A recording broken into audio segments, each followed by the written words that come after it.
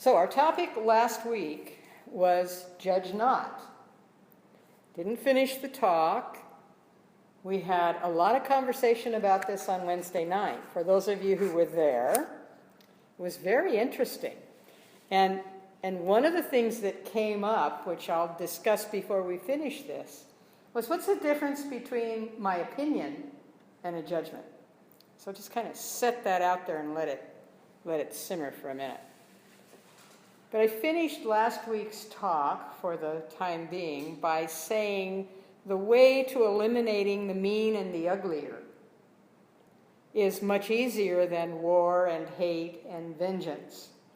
That the way to eliminating the mean and the ugly is to replace them with the good and the kind. To raise up our thought, and we raise up the energy universally. And I left you with the comment that what we believe is how we view God. Just a little teaser for the week. I had this epiphany one day while I was still on the mainland. This happened, actually. I was sitting on the exerciser at the gym. And there was rock music blaring from the loudspeakers. There were 8 or 10 TV sets up in various places high on the wall, playing different programs. And there were 2 very loud people standing, talking next to me. And there were others scattered around the room, rather scantily dressed and heavily muscled, performing their workouts in a manner that would draw attention to their activities. So it's pretty typical in the larger gyms. You know, like grunting loudly, dropping the weights so that the building shakes, using colorful but not necessarily pleasant language. And in the midst of all that, I mean, thank you, God, for really getting my attention. In the midst of all that, I thought, it's my belief system that's reacting to all of this. See, I listen to my talks, too. It's my belief system. When I'm judgmental, it's because I must believe that God is judgmental. When I'm critical, it's because I must believe that God is critical. When I'm jealous, you get my drift? That this is divinely ordained somehow that I be this way. Well, I know that God is all there is, and I know that God is love, and I know that God is in and through all things. Now, but I must also recognize that that's even in the noisy ones, or the ones who think differently than I do. So when I'm in judgment, in a way I'm diminishing what God is for myself, only for myself, because what I believe becomes how I view God. Like I have some kind of this partnership with God, that I must be acting out what God thinks. Which, when I hear my own words say that, I think, wow, that's egotistical. I don't mean that for anybody else, but for myself, wow, that's egotistical. That God must think the way I do. Well, anyway, I says to myself from my lofty perch on my exercycle, I believe I'd rather see God in everything. I believe I'd rather think God than think limitation or criticism. I believe I'd rather observe God in all these various forms, some of which are even rather humorous, now that I think of it. But humorous in a kind way, in a different, in a respectful way. And then I'm reminded once again that if God created all of us exactly the same, it would be because that was all God was able to do. That would be because God was limited to producing only one product, like a production line, like cookie cutters. Instead, we have endless variety, because creative spirit is limitless. It brings out new models all the time, and they're everywhere. So you see, there is timeless wisdom and clarity everywhere we look and in everything we hear and read, as well as see. We build our own character and integrity by drawing on the endless possibilities that the universe offers us when we are looking for what is good and just and honest. It's important to recognize that the Bible is one of those sources of possibilities when we look for the underlying messages in its stories, in its parables, and in its allegories. I often bring you stories, not from the Bible, but from all kinds of places as well, that have underlying messages. Most of them are humorous. Some of them are very poignant. The idea is that when I remember the story, which I'm much more likely to remember, that the underlying message comes along with it for me. And that's why it's important for us to recognize that the stories in the Bible are parables, allegories, fables, if you will,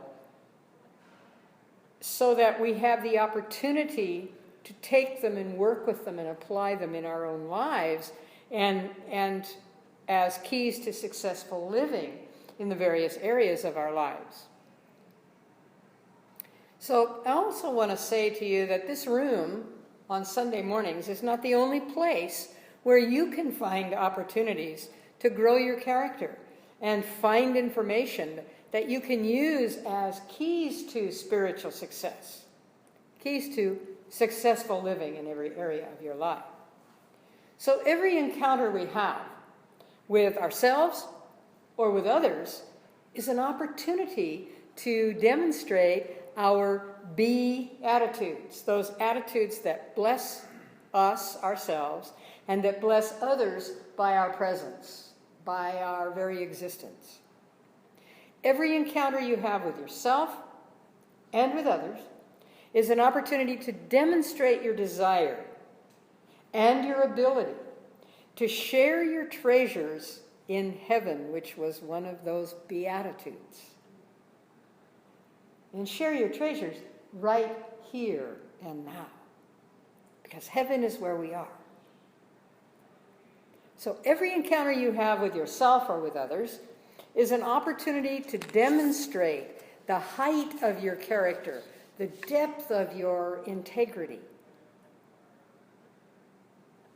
At the beginning of this series, I asked the question, who are you? I suggested that it's really important for each of us to pay attention to what we say when we talk to ourselves.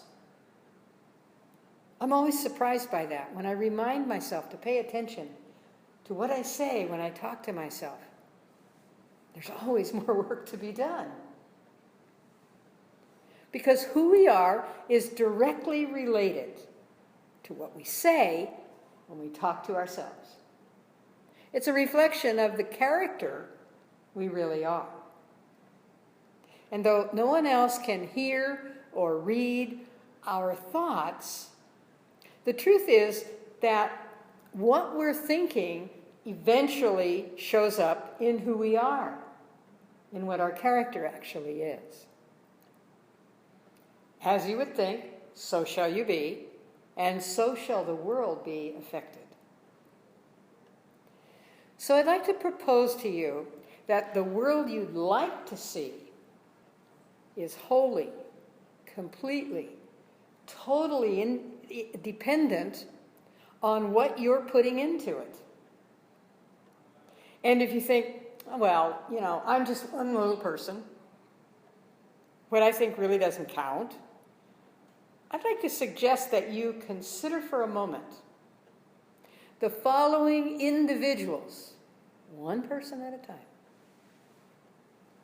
and the impact that they have had on world history. Albert Einstein, Buddha, Thomas Edison, Mahatma Gandhi, Samuel F.B. Morse, Rumi, Ernest Hemingway, Maya Angelou, Neil Donald Walsh. One individual in each case. Look at the impact that they've had, not just on the world in general, but on your life as well. When you take each one of those names and think about it, you will find that each one of them has had some kind of an impact on your world. I don't usually close with a joke or a story, but this morning I decided I would. So here's the story I'd like to tell you. There were 11 people hanging onto a rope that extended down from a helicopter in flight. 10 men and 1 woman. The weight of 11 people was too much for that rope. So the group got together and they decided that one person would have to drop off. Because if the weight of the rope wasn't reduced, the rope would break and everyone would fall to a certain end. Well, nobody could decide who should go. So finally the woman volunteered. She gave a touching speech.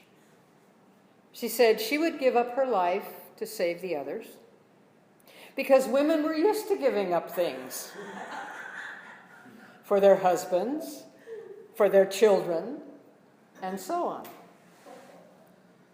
Well, by the time she finished this heart-wrenching soliloquy, the men were so impressed, they all started clapping.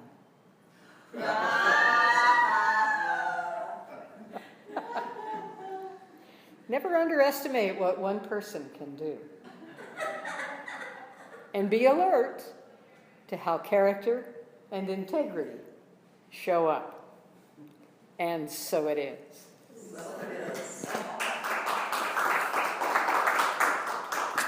So I'm not done. I'm gonna stop the recording though.